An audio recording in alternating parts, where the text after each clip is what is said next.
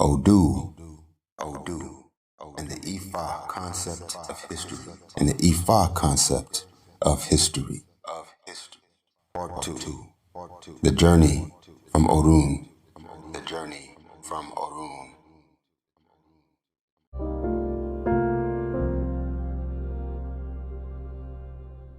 The journey from Orun. Part 2. In the Yoruba creation myth, Obatala makes the journey from Orun, invisible realm, to Aye, earth. Obatala drops sand on a planet covered with water and drops a hen on the sand to spread the solid ground surrounding the city of Ile-Ife. Geologists identify Nigeria as one of the three oldest landmasses on the earth. It is a general rule of geology that the flatter the terrain, the older the land. The higher the mountains, the younger the land development. The rainforest surrounding Ile-Ife is flat to the horizon in every direction. This may seem like a simple and highly unlikely story. An exploration of the meaning of the symbolic language used in the Yoruba creation myth illuminates a number of mysteries related to the creation process, giving the story remarkable depth.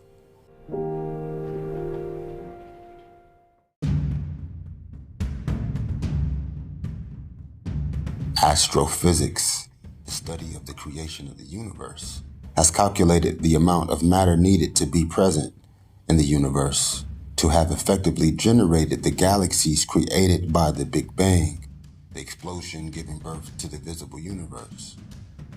For decades, astrophysicists were perplexed by the observation that 90% of the physical matter expected to be present in the universe cannot be located. Astrophysicists were perplexed by the observation that 90% of the physical matter expected to be present in the universe cannot be located. In the scientific world, this was considered a big problem. Astrophysics was provided as a solution to the quandary by the science of quantum physics, the study of subatomic structure. Astrophysics was provided as a solution to the quandary of quantum physics, the study of subatomic structure.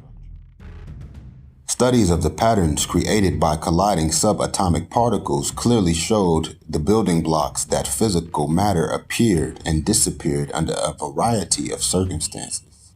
Current scientific theory explains this phenomena by postulating the existence of a 10-dimensional universe in and around the 4-dimensional, 3 physical dimensions plus time, universe visible by human perception.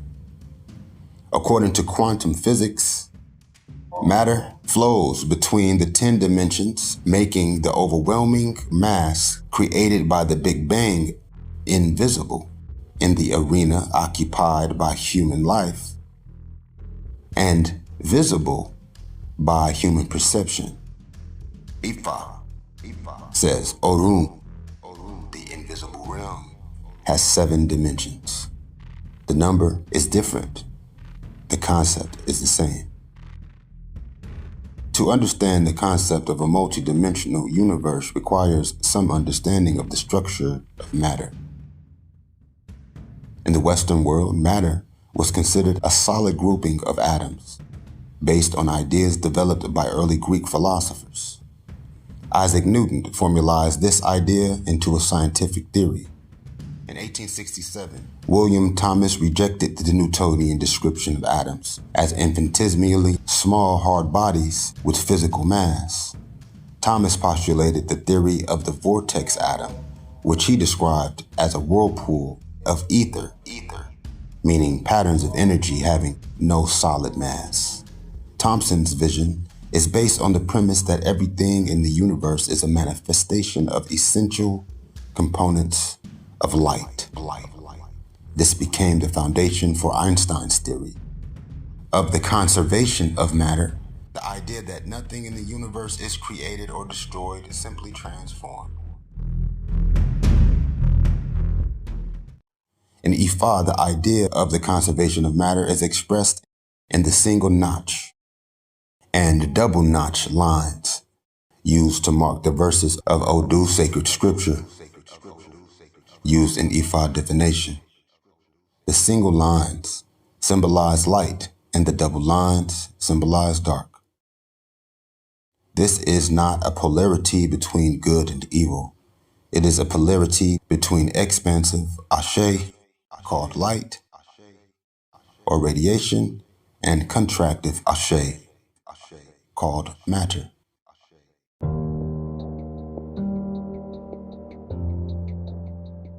The tendency in the diaspora to associate darkness with evil is the result of a non-African Christian theological influence. The tendency in the diaspora to associate darkness with evil is the result of a non-African Christian theological influence. In Christian cosmology, the earth is tainted by the fall and original sin. In Ifa cosmology, the earth is the mother of all human evolution and the source of nourishment and compassion.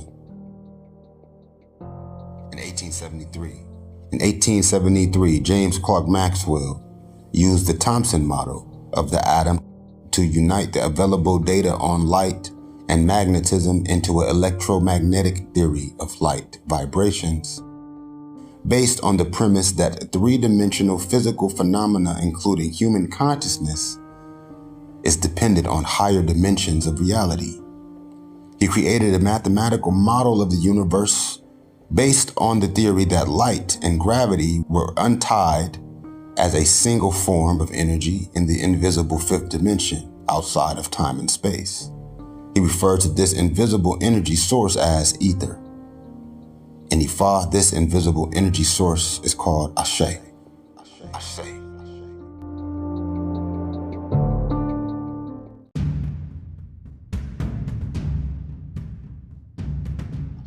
Maxwell called the invisible fifth dimension hyperdimensional space. In Ifa, the invisible fifth dimension is called Orun.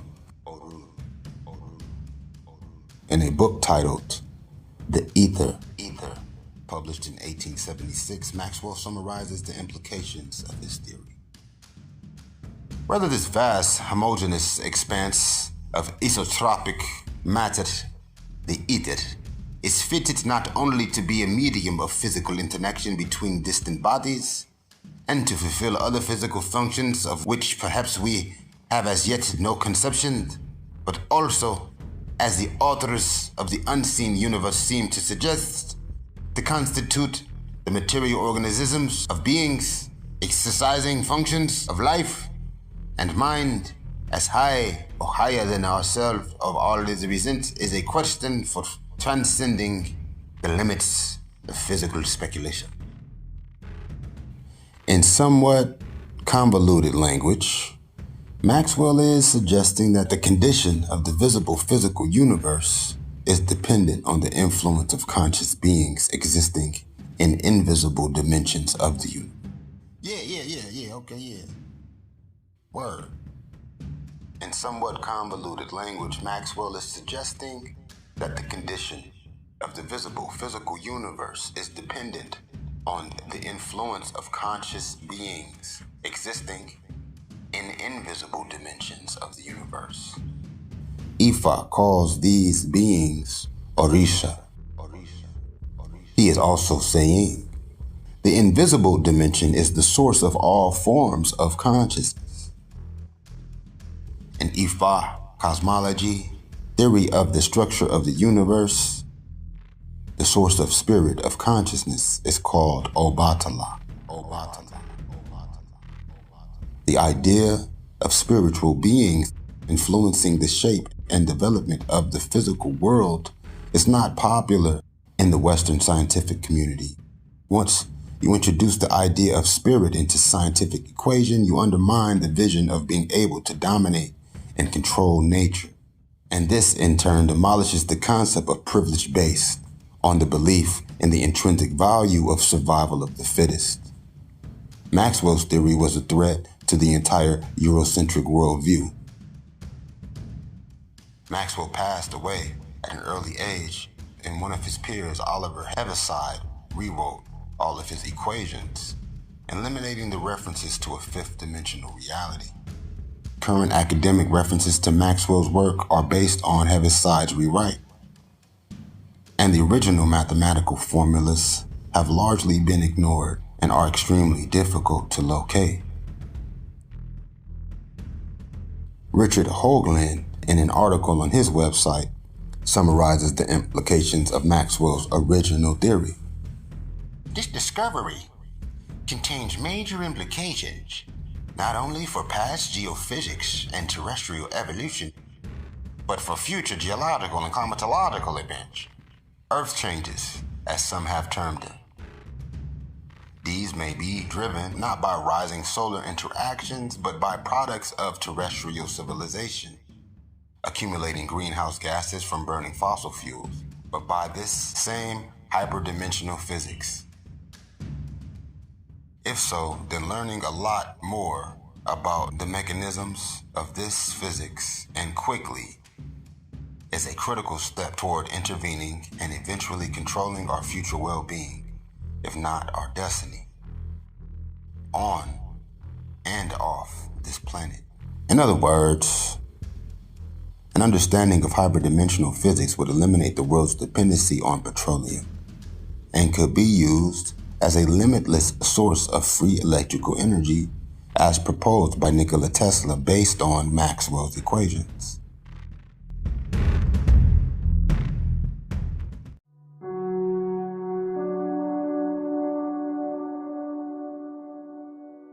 Hoagland's article went on to describe what happened to Maxwell's theoretical work when a man, Oliver Heaviside, presented it to academia. Heaviside actually felt that Maxwell's use of quaternions and their description of the potentials of space was mystical and should be murdered from the theory, which, by drastically editing Maxwell's original work, the latter's untimely death from cancer, excising the scalar component of the quaternions and eliminating the hyperspatial characteristics of the directional vector components, Oliver Heaviside effectively accomplished single-handed. This means, of course, that the four surviving classic Maxwell's equations, which appear in every electrical and physics text the world over, as the underpinnings of all 20th century electrical and electromagnetic engineering, from radiation to radar, from television to computer science, if not inclusive of every hard science from physics to chemistry to astrophysics that deals with electromagnetic radioactive processes, never appeared in any original Maxwell paper or treatise. This means, of course, that the four surviving classic Maxwell's equations, which appear in every electrical and physics text the world over as the underpinnings of all 20th century electrical and electromagnetic engineering, from radiation to radar, from television to computer science, if not inclusive of every hard science from physics to chemistry to astrophysics that deals with electromagnetic radio processes, never appeared in any original Maxwell paper or treatise. In simple terms, Hoagland is suggesting the self-described objectivity of Western science is both self-serving and untrue. The censorship of ideas is contrary to the inherent inquisitive nature of the human spirit. Censorship is always based on a political agenda. The journey of Obatala is a symbolic reference to the process described by Maxwell and suggests our ancient African ancestors embraced a profound understanding of the inner workings of nature. An understanding of the concepts developed by Maxwell would lead to the ability to manipulate gravity. An understanding of the concepts developed by Maxwell would lead to the ability to manipulate gravity. To manipulate gravity.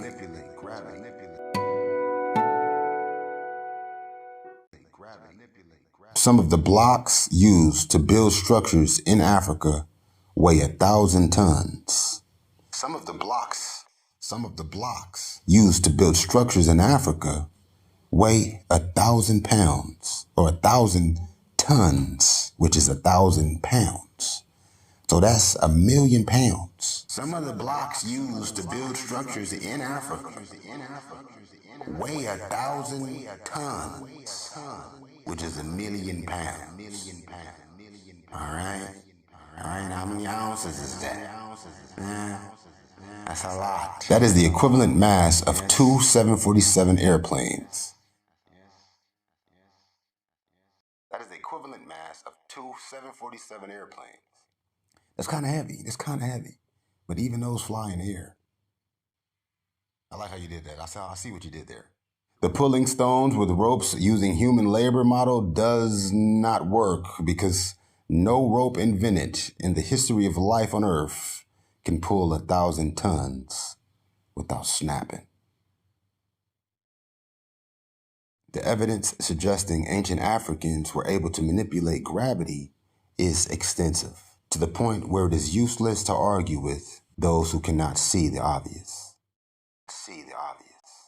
If Western academia is willing to suppress Earth-centered ideas expressed by one of their own, how hard is it to imagine the notion of suppressing similar ideas expressed by ancient Africans, who have typically been regarded as primitive, pagan, and illiterate?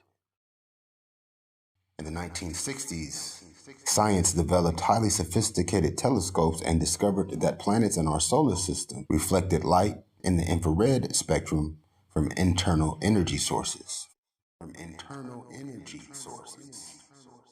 Anomalous internal infrared radiation coming from Jupiter, Uranus, and Neptune cannot be explained as reflections of solar energy and cannot be explained as heat generated by internal nuclear fusion.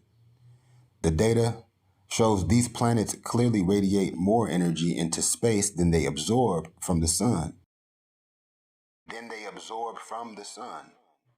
For Western science, this is another big problem. In the language of Ifa, all planets in our solar system are producing Ashe from an invisible link with Orun.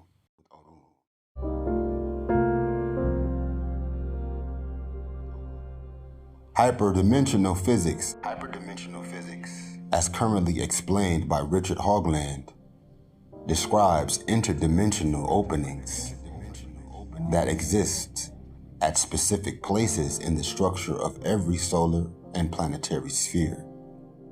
In Hoagland's model, two invisible three-sided pyramids support every circular mass in the visible universe. In Hoagland's model, two invisible three-sided pyramids support every circular mass in the visible universe.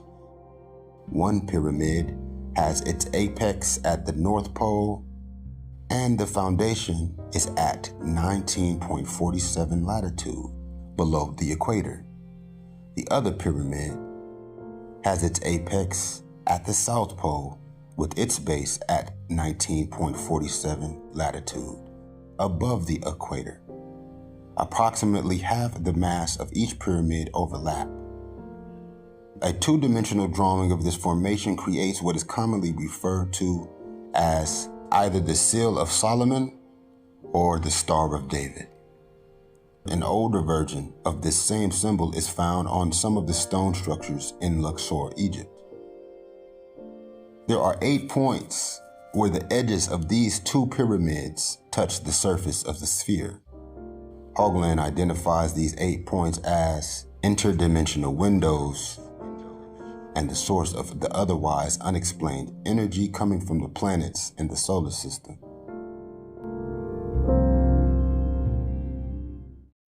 The amount of energy generated by these openings is regulated by their relationships. The amount of energy generated by these openings is regulated by the relationship between various planets and moons in our solar system. The gravitational pull coupled with the spiral momentum of the planets affects in the interdimensional openings. This means the ecology of the Earth is affected by its relationship to the other planets. It is well known that ancient Earth-centered cultures all over the planet were extremely sophisticated in their observation of planetary movement in the night sky. What is less well known is the fundamental reason for this interest.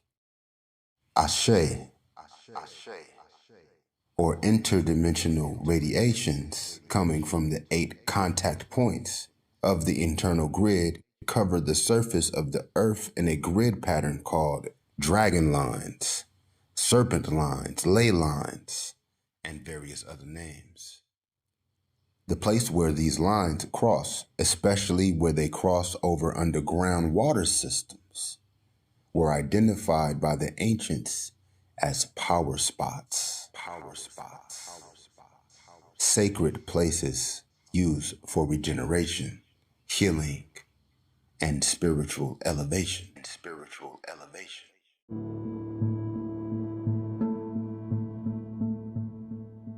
An understanding of astronomy is the indicator of when and where these power spots become activated in the course of various planetary cycles. In Ifa, these power spots are called Ikbodu, meaning womb of the forest. The Yoruba word that describes the process of understanding the activation of Ikbodu is called Gide. The Yoruba word that describes the process of understanding the activation of Ikbodu is called Gide. The word Gide is an elision of Yi, meaning female power, and the De, to stand up or rise. Gide is a reference to the outpouring of primal energy from the womb of creation. Gide is a reference to the outpowering of primal energy from the womb of creation. The selection of times for seasonal celebrations for specific Orisa in Nigeria is determined by when the Igbodu associated with a particular Orisa is activated. Perhaps the most well-known example is the annual appearance of the spirit of Oshun at the bend in the river near Oshun Shrine in Oshogbo. There is a mosque in Iraq with a mechanical planetarium attached to a wall.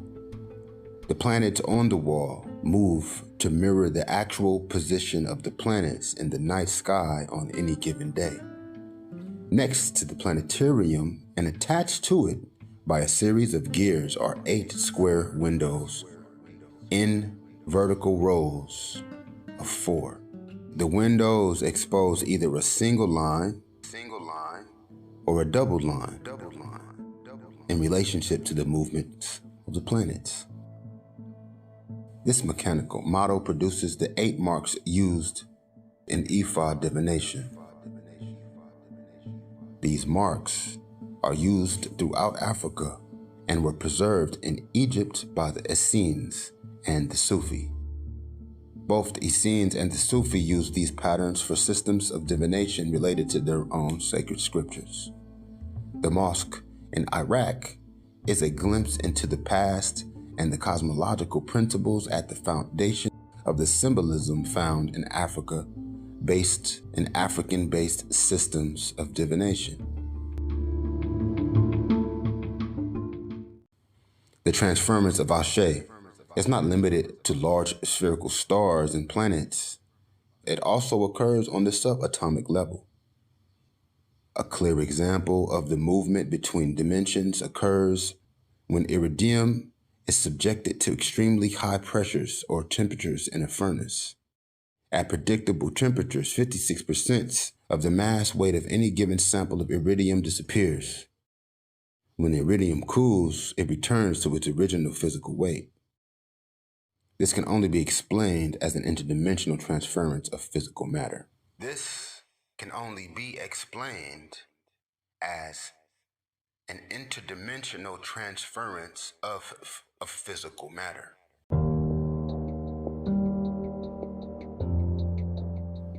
Western science became aware of this phenomenon at the turn of the last century and quickly suppressed the data. In the past decade, some scientists have cautiously taken another look at the phenomenon. The spiritual technology of Africa has preserved an understanding of the process of interdimensional transference of physical matter for many thousands of years. The original name for the region now known as Egypt was Kemet, meaning the Black Land, a reference to the fertile soil deposited by the Nile River. This soil is rich in iridium. When Akhenaten was deposed as pharaoh of Egypt, he took his family and supporters to live at the base of Mount Sinai, where he built a huge furnace to process iridium into white powder. The powder was used as medicine to elevate human consciousness and was used as a key element in the transformation of precious metals. Historically, the process of making white powder from iridium is called alchemy, from the root words al and kemet, meaning light from the Black Land.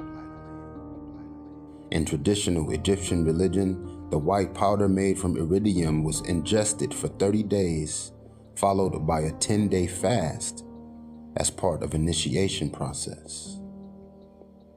At the end of the 40-day ordeal, the novice was described as having the ability to see God in a burning bush. At the end of the 40-day ordeal, the novice was described as having the ability to see God in a burning bush. The reference to a burning bush is a symbolic description of the bright light that emanates from the interdimensional opening. The ability to create these openings is an integral part of the initiation process in virtually every earth-centered culture on the continent of Africa. Discussing phenomena that occurs during initiation is not divulging secrets, because the phenomenon has already been described by a number of authors. Discussing how to produce the phenomena is and remains a closely guarded secret. Anyone with a Western education was taught to believe that alchemy was occult foolishness. Egyptologists know that most of the gold found in Egypt was artificially produced and carries a different atomic signature than gold found in nature. The Russians have perfected the process of using alchemy techniques for making gold from base metals. The reason the price of gold remains stable is to keep the cost under the price of artificial production. Another example of objective science subordinating itself into a political agenda.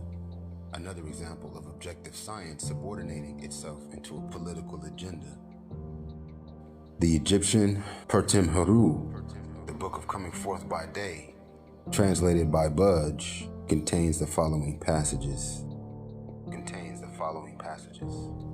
It says, I am purified of all imperfections. What is it? I sin like the golden hawk of Horus. What is it? I pass by the immortals without dying. What is it? I come before my Father in heaven. What is it? The Hebrew word mana means, what is it? Mana is the white powder produced from iridium. The historian Lawrence Gardner makes a convincing case that Akhenaten was the model for the mythical figure of Moses. Maybe, maybe not. The fact remains, alchemy is one of the many technological gifts from Africa that historians attempt to denigrate for political reasons, having nothing to do with available information. The important point related to the Yoruba creation myth is that interdimensional openings can be created through the use of ritual. They also occur spontaneously at certain places at specific times of the year. In Yoruba, these power spots are called Igbodu, from the Elysian Igbo Odu, which means womb of the forest. The timing of annual festivals marks the window when these power centers are activated. Some Igbodu make use of meteorites, bin stones, as sacred symbols of spiritual power. Iridium is a major component of most meteorites. Iridium is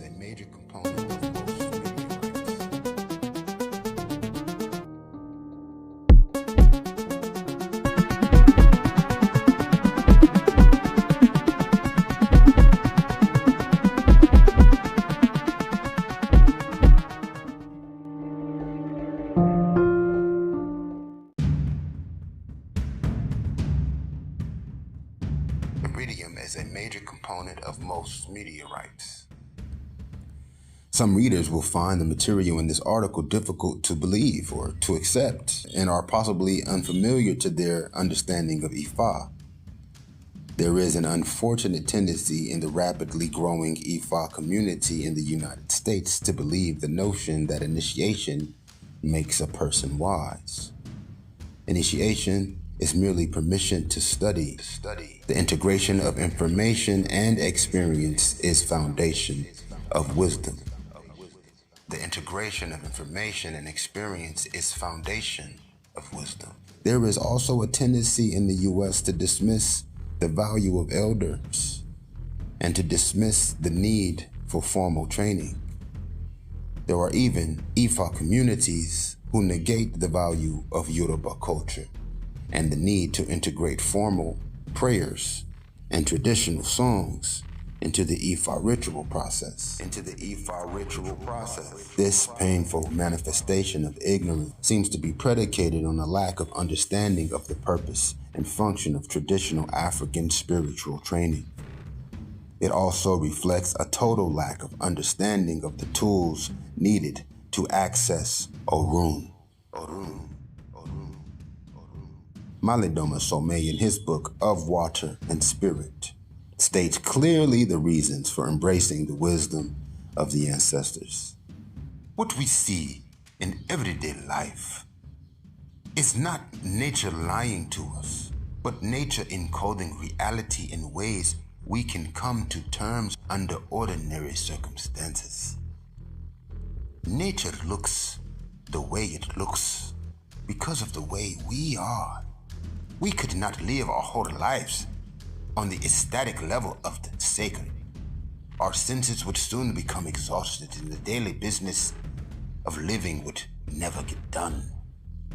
There does, however, come a time when we must learn to move between the two ways of seeing reality in order to become a whole person. Traditionally, education consists of three parts: enlargement of one's ability to see, destabilization of the body's habit of being bound to one plane of being, and the ability to voyage transdimensionality and return. Enlarging one's vision and abilities has nothing supernatural about it. Rather, it is natural to be a part of nature and to participate in a wider understanding of reality. Overcoming the fixity of the body is the hardest part of initiation. As with the seeing exercise, there is a lot of unconscious resistance taking place. There is also a great deal of fear to be overcome. One must travel to the other side of fear, crossing the great plains of terror and panic to arrive at the quiet one feels in the absence of fear. Only then does true transformation really begin to happen. It feels strange to not be afraid when one thinks one should be. But this is the condition for the voyage to other worlds. This metamorphosis cannot happen as long as the body is weighed down by heaviness. One must go through a process of relearning, enforcement of these lessons, and the consolidation of new knowledge.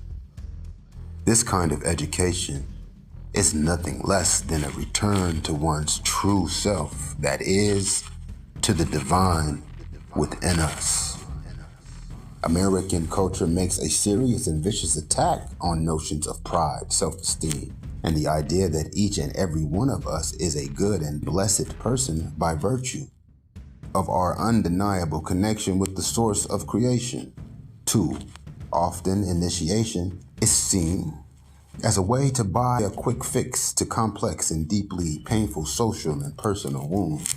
When a person goes through the initiation process and fails to look these wounds in the eye, there is a subsequent feeling of disappointment, a feeling of being cheated by the process, and a need to justify the sacrifice and expense involved in going through initiation.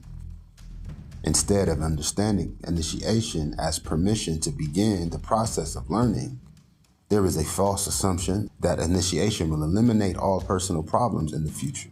Instead of understanding initiation as permission to begin the process of learning, there is a false assumption that initiation will eliminate all personal problems in the future. The consequence of this false premise is the creation of elders who tend to deify their problems and who use bully tactics to convince others they are all-knowing and all-powerful.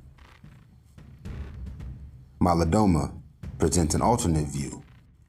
In that moment of awareness, during initiation, I had an epiphany that the light we encounter on the road of death is our being in the act of coming home to itself.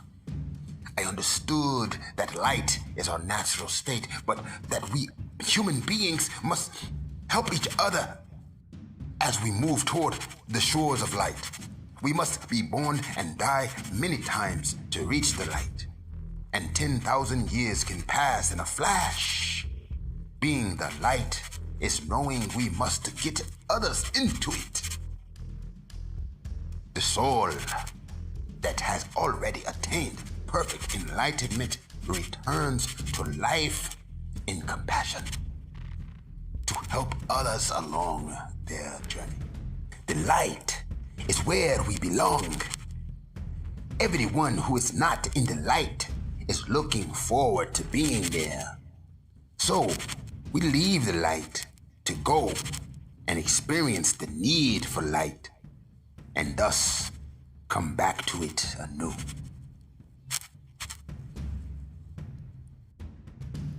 In Ifa, the spirit who brings light to the world is called Obatala. The place where Obatala enters the world is called Igbodu.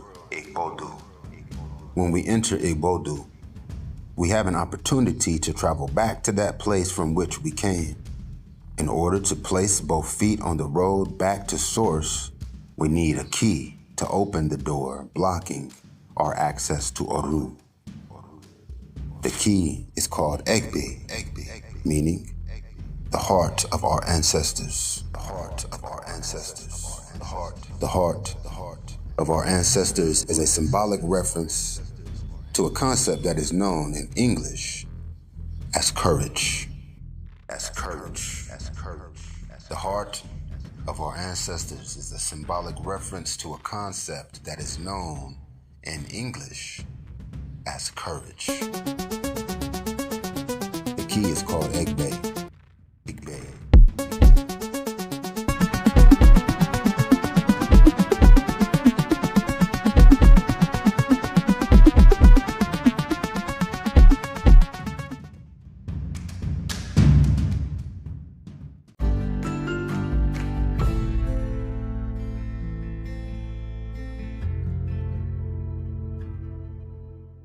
Call and response Q&A, question and answer, new dimension, essential aspects of life, health, action, art, family, culture, heritage, breathing, diet, exercise, rhythm, emotion. This is the theme. This is the topic. This is the topic on the table. Here is something to ask yourself. something we find. Here is something. Here is ask yourself. something to ask ourselves. This is what I want you to answer. Call and response, question and answer. This is To consider what I want you to answer. to answer, This is what I want you to answer. to consider, to define. What is power? power? What is power? What is freedom? What is freedom? What is freedom? The two could go together. The two could go together. Maybe they are, maybe Maybe one and the same. or one and the same. In ways.